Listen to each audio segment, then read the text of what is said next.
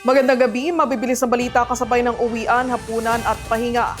Mga up-to-date na balita ngayong araw ng Miyerkules. Garantisadong mabilis lang to.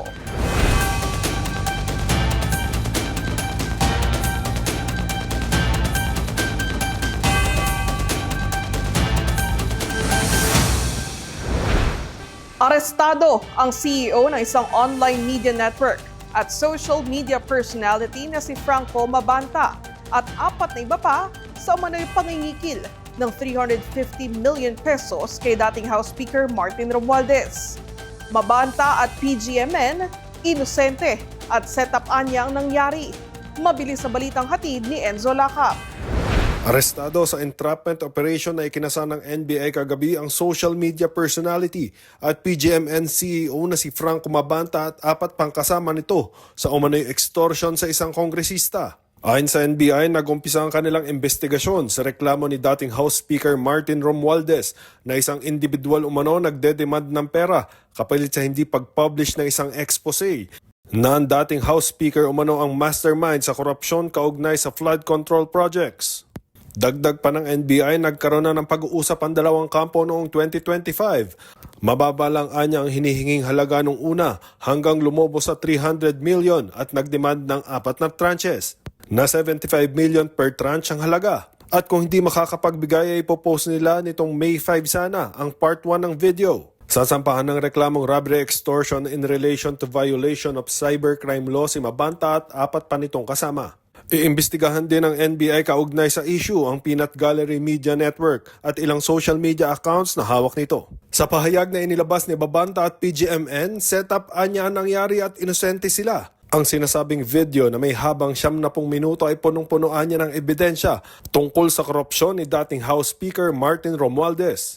Wala rin anya nangyaring extortion, walang pagbabanta at isang side lang anya ng storya ang pinakita. Ilang araw bago ang pag-aresto ay nagbigay si Mabanta ng instruction na kung ano ang mangyari sa kanila ay ipopost ng kanyang legal team at trusted allies ang nasabing video. Enzo Lacap, All TV News, Channel 2. Mayroong malaki ang pag-asa at mayroon ding nag-aalinlangan. Yan ang lumabas sa pinakahuling Social Weather Station Survey sa pananaw ng mga Pilipino sa kanilang kalidad ng buhay sa susunod na 12 buwan. Narito ang report. May pag-asa pa rin pero humihina na ang optimism ng mga Pilipino. Ayon sa Social Weather Station o SWS, nasa 4 sa bawat 10 Pilipino ang umaasang gaganda ang kanilang kalidad ng buhay sa susunod na 12 buwan. Sa survey na isinagawa mula March 24 hanggang 31 sa 1,500 na respondents, 38% ang optimist. 32% naman na nagsabing mananatiling pareho ang kanilang buhay. 16% ang naniniwalang lalala ang buhay nila, habang 14% ang undecided. Dahil dito, naitala ang Net Personal Optimism Score na plus 23 na kinukonsiderang high. Gayunman, sa datos ng SWS, mas mababa ito kumpara sa plus 36 noong November 2025 at sa average na plus 39 para sa buong 2025. Ito na rin ang pinakamababang naitala mula September 2020 kasagsagan ng COVID-19 pandemic. Ayon sa SWS, halos lahat ng bahagi ng bansa ay nakapagtala ng pagbaba ng optimism, maliban na lamang sa Visayas. Sa Balance Luzon, bumagsak ang score mula plus 40 patungong plus 22. Sa Metro Manila, mula plus 36 naging plus 28. Sa Mindanao naman, mula plus 35 ay bumaba sa plus 20. Samantala, nananatiling halos steady ang Visayas. Mula plus 29 ay bahagyang bumaba sa plus 27. Isinagawa ang non-commissioned survey sa pamamagitan ng face-to-face interviews na may margin of error na plus or minus 3%. Sa panahong ito, idiniklara ni Pangulong Bongbong Marcos ang National State of Energy Emergency dahil sa biglang pagtaas ng presyo ng krudo, dulot ng gera sa pagitan ng Iran, US at Israel sa gitnang silangan. Ito rin ang panahon na pinirmahan bilang batas ng Pangulo ang Republic Act No. 12316 na nagbibigay kapangyarihan sa kanya na isuspende ang pagpataw ng excise tax sa mga produktong petrolyo tulad ng gasolina, diesel at iba pang fuel. Kinalaunan, ginamit ng Pangulo ang naturang kapangyarihan para tanggalin ang buwis sa kerosene at LPG. Sa iba pang mga balita, low pressure area sa labas ng Philippine Area of Responsibility, isa ng ganap na bagyo. Tatawagan itong Bagyong Kaloy. At 6.6 milyong pisong halaga ng agrikultura sa Albay ang napinsala sa pag-aalboroto ng Bulkang Mayon. Mabilis sa balitang hatid ni Era Joy Briones mula Kalibo Cable News.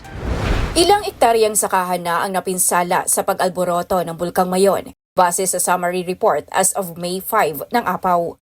Sa tala ng Albay Provincial Agricultural Office, umabot na sa 6.6 million pesos ang pinsala sa agrikultura dulot ng ashfall ng bulkan. 24 hectares sa bayan ng Kamalig ang totally damaged, habang 17 hectares naman ang partially damaged sa bayan ng Ginubatan.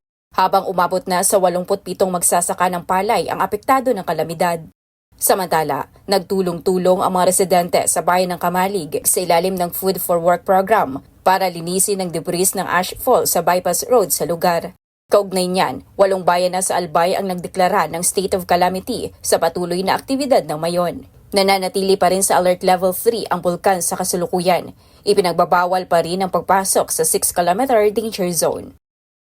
Sa ulat panahon, ganap ng bagyo ang isa pang binabantayan ng Pag-asa sa labas ng PAR.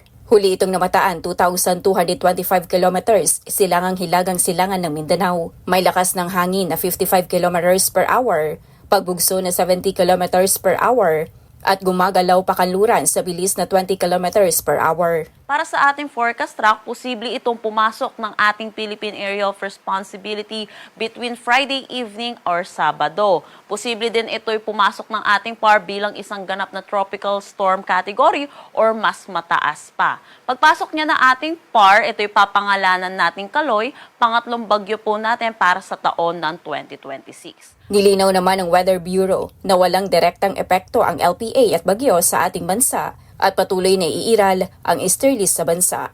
Era G. Briones para sa All TV News, Channel 2.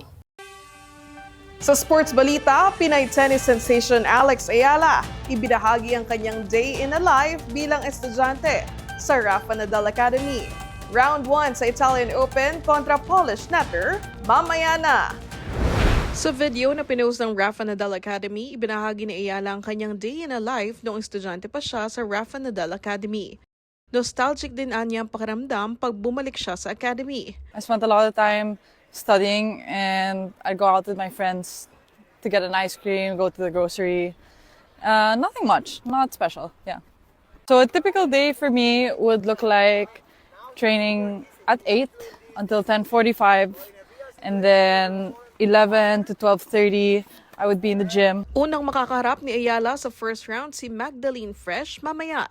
At kung pala rin, nakaabang na si Wang Xin Yu sa second round.